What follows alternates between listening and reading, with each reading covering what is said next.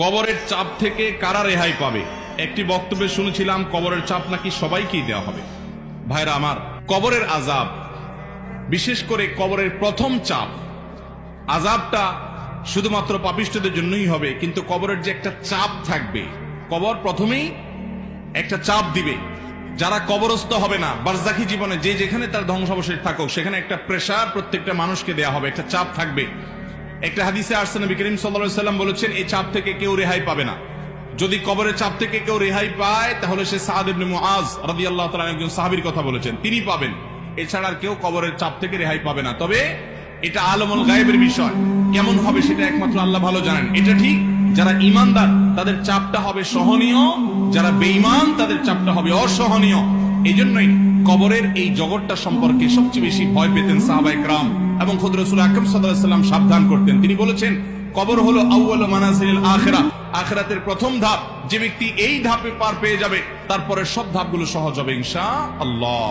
অতএব ভাইরা আমার, কবরের এই চাপ থেকে আসলেই কেউই রেহাই পাবে না। এমনকি মুসলমানদেরকেও, ঈমানদারদেরকেও চাপটা দেওয়া হবে, তবে তাদেরটা কাফের এবং পাপিষ্ঠদের চাইতে ভিন্নতর হবে, সহজতর হবে, কিন্তু হবে। সে হাদিস কিন্তু আছে, তার ধরন কেমন হবে সেটা একমাত্র আল্লাহ তাআলা ভালো জানেন। এই জন্যই কবরের এই জায়গাটা নিয়ে আমাদের সব সময় চিন্তা থাকা উচিত, পেরেশানি থাকা উচিত। বিশেষ করে কবরের যে আযাব হবে, সওয়াল জবাব হবে, এগুলো থেকে মুক্ত হওয়ার জন্য, বিশেষ করে আযাব থেকে বাঁচার জন্য আমাদেরকে কিছু আমল করতে হবে। যেমন যারা চগলখুরি করে, তাদের কবরের আযাবের আশঙ্কা বেশি হয়। এই জন্য চগলখুরি ত্যাগ করা, এটা কবরের আযাব থেকে মুক্ত থাকার জন্য পূর্ব শর্ত।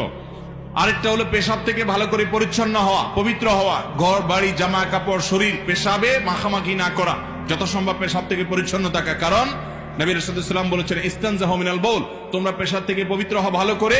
ফাইন্না আম্মাতা আযাবিল কবরি মিনহু, কারণ বেশিরভাগ কবরের আযাব পেশাবের কারণে হয়। এই জন্য পেশাব থেকে পরিচ্ছন্ন হতে হবে।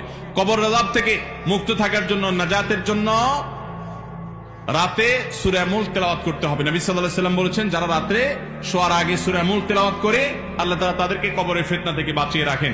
ঠিক একই ভাবে কবর আযাব থেকে বাঁচার জন্য সাধারণত যে কোনো গুনাহ থেকে আমাদের বেঁচে থাকতে হবে। আল্লাহ তাআলা আমাদের সবাইকে সেই তৌফিক দান করুন।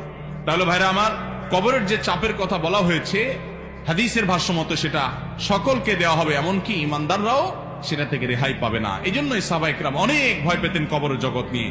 এখানে নাজাত তো বাকি সবগুলো নাজাত। আল্লাহ আমাদের সবাই কবরের জগৎটাকে সহজ করুন এবং বারজাখী জীবনে আমাদেরকে আল্লাহ তাআলা সকল আযাব ফিতনা থেকে বাঁচিয়ে রাখুন। এরপরে প্রশ্ন হলো, নিজের স্ত্রীকে অন্যের স্ত্রী বানিয়ে প্রবাসে পাঠানো কি জায়েজ? সেখানে যদি স্ত্রী চাকরি করে টাকা দেশে পাঠায়, সে টাকা হালাল হবে কিনা জানলে উপকৃত হব। আমার জানতে ইচ্ছা করে এই প্রশ্ন